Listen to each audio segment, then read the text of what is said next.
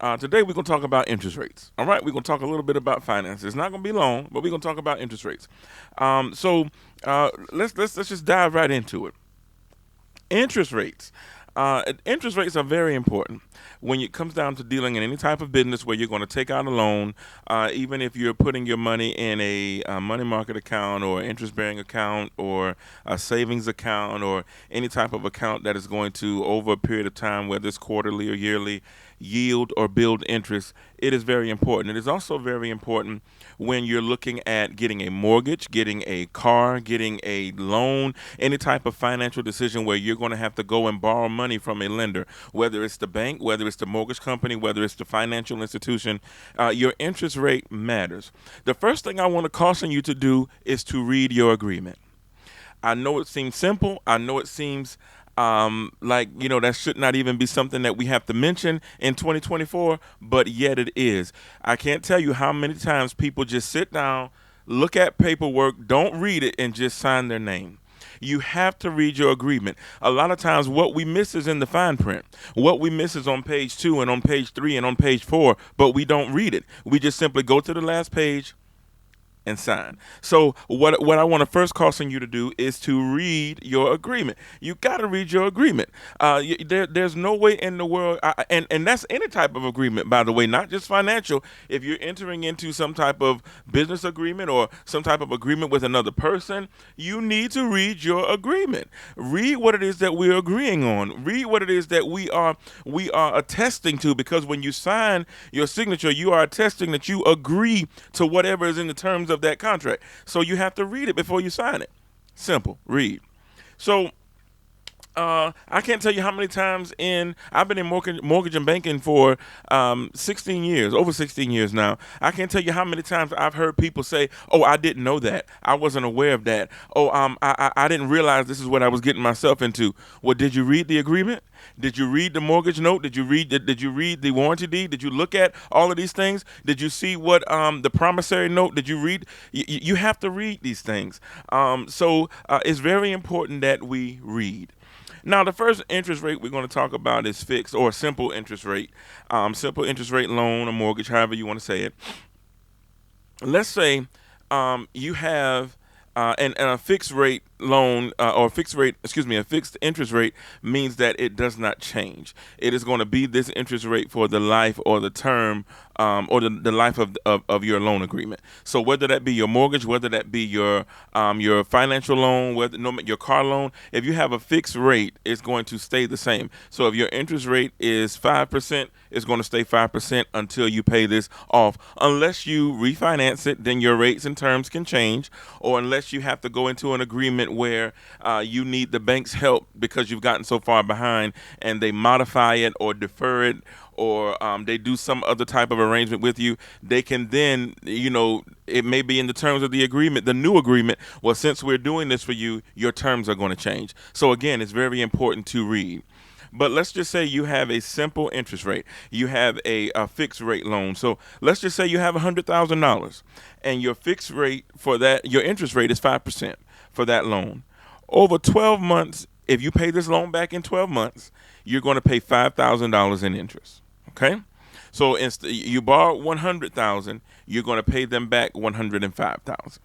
All right. So if you pay it back monthly, that's a monthly payment of $8,750.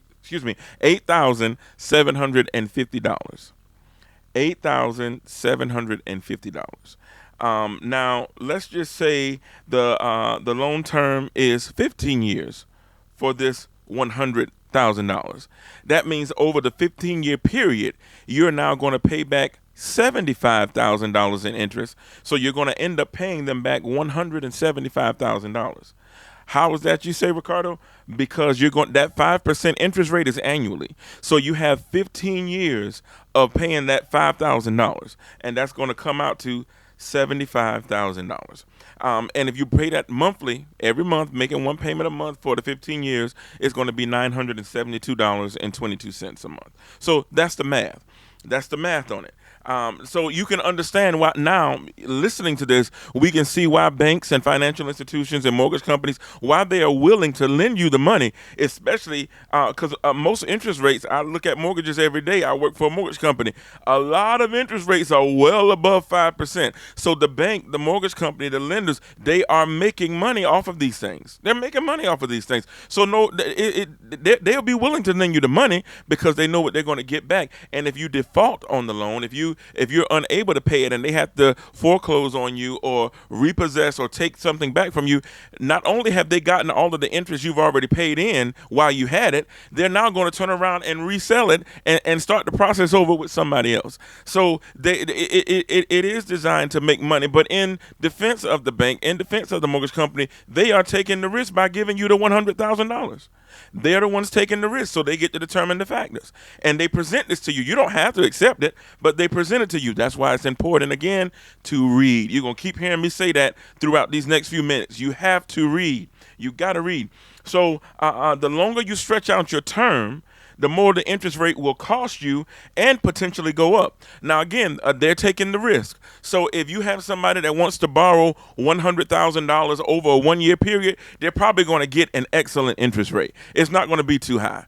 But if you have somebody that wants to take out that same $100,000 and stretch it out over 15 years or over 30 years, you're probably going to have an interest rate that's anywhere from 2 to maybe 5 times higher than the interest rate that they offered the 1 year. Why? Because they're taking a greater risk. They're cutting you a check today for $100,000 and they're giving you 15 to 30 years to pay it back. There's no guarantee they're going to get that money back. There's no guarantee. Now, I understand you're saying there's no guarantee that the person that took out the 1-year loan will get the money back. However, the terms that they agreed to is 1 year. And most of the time, if they're qualifying for this, this is why the banks, the credit companies, the finance companies, they go back and they look at your credit history, your credit worthiness, to see if you've been paying your bills on time, to see how you've handled credit cards in the past, how you've handled loans and mortgages and car loans in the past. They go back and check all this stuff so they'll know who they're getting into business with. They want to know what your credit score is. They want to check your employment history. That's why we have to fill out the financial application. They want to know all of these things. Before we get into business with you, before we give you this money, before we potentially lose this money or take this risk on you, we want to know how big of a risk we are taking. So again, if you have a short-term loan, your loan payment is going to be, your interest rate rather, will be cheaper than a long-term agreement. If you take out a 1-year loan, you may have a good interest rate. If you take out a 15, 30-year loan, it may not necessarily be, quote unquote, a bad interest rate, but it is going to be much higher than the short term. All right. So they take the risk. This is how it works. So you want to try to stick with the fixed rate loan or the simple interest. You want to try to stick with that, and you want to make your payments on time. The thing about making your payments, when you miss a payment or you make a payment, let's just say your payment is due on the 1st of each month. You make the first payment on time. From the time you make that payment to the time you make the next payment on the 1st of the next month, interest is still calculating. It's churning. It's when you miss that due date, the interest is still going. It's still capitalizing. So now when you go, let's just say the next month you don't make the payment till the end of the month. Now you're being charged 60 days worth of interest. So when you make that payment, you can see on your stub, if you're taking your stub, again, you got to read. It's going to show you how much of your payment is going to principal and how much of your payment is actually going to interest. Now, if you make payments late and you make payments all past the due date, you're going to see where more payment is going toward interest and less payment is going toward principal. But if you make your payments on time regularly, you're going to see this is what you'll see on a sliding scale over a gradual period of time. You'll see, let's just say my payment is $600 a month. You'll see that payment of $600 a month. You might start in the beginning seeing $400 go to interest and $200 go to principal. Maybe 4 or 5 years in, over that 4 or 5 year period you're going to start seeing $350 go to principal and $250 go to, $350 go to interest and $250 go to principal. $300 goes to interest and $300 go to principal. $250 go. So if you're paying your payment on time over the life of your loan, you will gradually start to see this high interest intake from your monthly payment go down and more money starts going towards principal. That's how you end up paying your loan off over that period of time. But when you make the payments late, when you don't make payments at all, when you skip payments, when you defer payments, when you go back and modify or change the terms of your inviting all of this stuff to start over. You're inviting all of this stuff to start again. So this is what we have to understand when it comes down to mortgage. You have to, and not just mortgage, but any type of loan. You have to understand your interest rate, understand how it calculates, how it capitalizes, understand how the clock ticks. You got to. It's just good to pay the payment on time. And if you have extra money, instead of taking all of these lavish trips, buying all of these expensive gifts, doing all of these different things, what it would be good to do is after you've made that regular monthly payment, go back the same day, same time, say, hey, I have an additional $500, additional $1,000 I want to apply to principal. So you're going to pay this loan off quicker. You're going to so you're not going to wind up paying the bank or the financial institution so much interest. You're going to get out of this agreement early. So interest rates, it's very important. Your interest rate does matter. You might say, oh, well, at least I got the house, at least I got the car. But at what cost? At what cost to potentially get into something that you're not going to be able to afford or keep or hold on to or pay for in the long run? So the same thing happens with, now I'm going to talk about another type of interest rate, an adjustable rate, an adjustable interest rate. So this loan starts out as a fixed rate, like what we talked about, for a certain period of time, whether it be months, whether it be years, but then it's free to change according to the market fluctuations. So the interest rate can change monthly, quarterly, or yearly, and there's nothing you can do about it. There's nothing you can do about it. Whether it goes up 2 points or goes up 3 points or goes up 4 points, your interest rate might be a 5%, and at the adjustment, it goes to a 9%. There's nothing you can do about that. And trust me, you're going to know it because you're going to see that jump in your payment. Oh, you're going to see that jump in your payment. So let's just say we're going to use the same analogy we use for the simple interest rate. $100,000 in the first year at 5% interest rate, you're going to pay $5,000 in interest. Now, let's just say you have an ARM loan, which is an adjustable rate, mortgage. Let's just say you have an ARM loan. Let's say you have an adjustable rate or variable rate loan. Let's say that interest rate goes from 5% to 8%. Now you're paying $8,000 on that $100,000. So now that's an additional $3,000 a year. That comes down to an additional $2,250 a month on your payment. So that payment of $922.22 goes up to a payment of $1,172.22. So when your adjustable rate loan changes, your interest rate goes up, and that immediately affects your payment. So you want to try to stay away from an adjustable rate mortgage or a variable rate, whatever they call it now. I don't think they're too popular now. I don't think that there's too many people going into those. The loans that I see now that are adjustable rates, they are loans that were originated, years back. They're not something new or brand new. But I do believe that they're still out there. So you want to stay away from those. And then just imagine, that's just the second year. Your interest rate went from 5% to 8%. Let's just say the next year it goes to 10%. Now that it's just going to go up again. So and all of this, you got to think about this now. All of this is money that you're paying in interest. If you pay $5,000 in interest for the first year and $8,000 in interest for the second year, you're already at $13,000 in interest in 2 years on a $100,000 loan. You've already paid more than 10% of that loan in interest. It didn't come off the principal, it went to the interest. And you still have 13 years left to pay on this loan. Can you imagine by the time you're done paying this loan off, if you pay it over the 15-year period, you very well may not have, you might have paid this loan off 2 times by the time you get done with it. So it's very important to know that, yes, our interest rates do matter. The goal, again, is to pay down your principal so that you don't have to wind up paying so much money back in interest. The interest is what they charge you for the money that they have loaned you. They're giving you their money, they're giving you whatever it is that you asked for, and they're charging you a fee for doing that, and that is their interest rate. And then, of course, there's also other kind of fees. There may be an application fee. There may be all kind of fees that you startup fee for them doing this loan for you. But the interest rate is where they get you for the long term. And I don't want to use the term get you as if they're getting you, because they're giving you, again, this information up front. You have to read it. You have to read it. You have to read it and look at it and make sure you understand. And if you don't understand, ask questions, because legally they are required. Any question that you ask, they have to answer your question.